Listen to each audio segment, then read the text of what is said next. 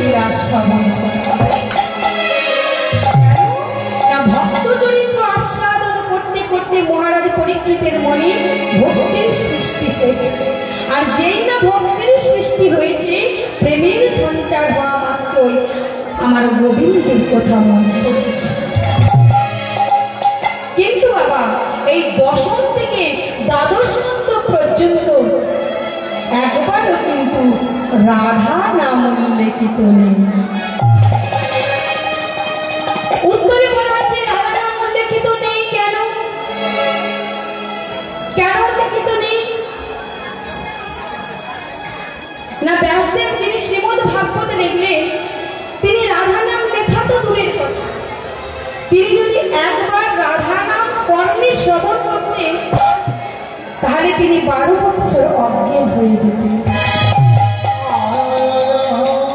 আমার প্রেমময়ী শ্রীমতী রাধারানী তিনি কৃপা করে বললেন যে শোনো ব্যাস,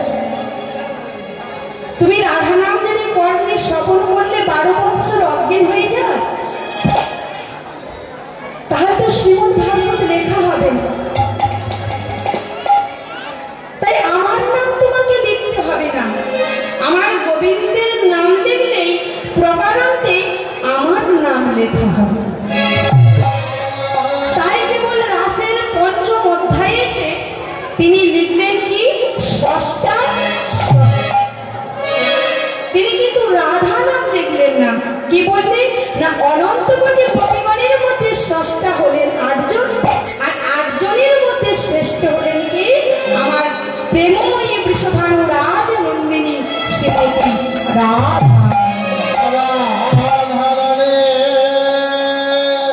তাই এই লীলাকে সর্বশ্রেষ্ঠ বা সর্বোত্তম লীলা।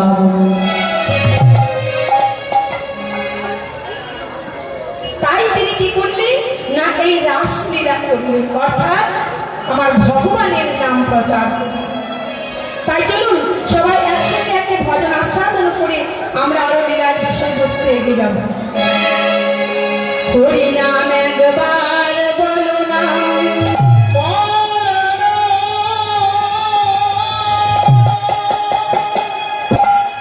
কৃষ্ণ